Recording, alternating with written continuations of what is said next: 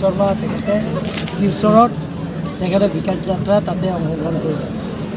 কাৰ্বি আংলং আৰু ৱেষ্ট কাৰ্বি আংলং এই দুটা জিলা মোক দায়িত্ব দিছে আৰু টোটেল আজি উদ্বোধন আৰু ইনগ্ৰেশ্যন আৰু ফাউণ্ডেশ্যন ষ্টুল লে কৰা সেই দুটা মিলাই আজি টোটেল আঁচনিটো হৈছে 1,540 crores 12 lakhৰ আঁচনি আজি আধা ৰাস্তান কৰা আৰু লগতে উদ্বোধন কৰা এই দুটা মিলি আজি 1,540 crores 12 lakhৰ আঁচনি আজি ইনগ্ৰেশ্যন এণ্ড ফাউণ্ডেশ্যন স্কিম লে এই দুটা আজি দুটা স্কিমতে আজি কাৰ্যসূচীটো হোৱা হৈছে।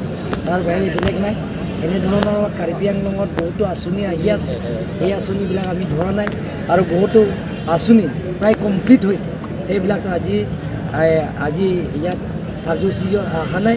বাকীবিলাকত নেক্সটৰ কাৰ্যসূচী হ'ব। সেইবিলাক নিৰ্বাচনৰ পিছত লোকসভা নিৰ্বাচনৰ পিছতে সেইবিলাক উদ্বোধন আৰু আমাৰ ফাউণ্ডেশ্যন ষ্টুলে হ'ব। আৰু আপোনালোকে দেখা পাব এটা বছৰৰ ভিতৰত কাৰ্বি আংলঙৰ ৰাস্তা পদূলিৰ পৰা আৰম্ভ কৰি বহুত পৰিৱৰ্তন আপোনালোকে দেখা পাব। আৰু সেই 4টা বছৰ আছে মোৰ কাৰ্যকালত।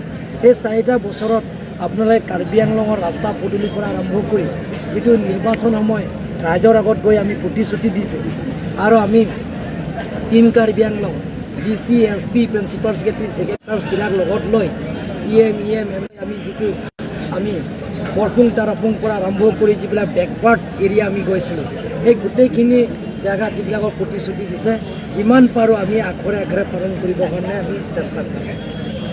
হ'ব।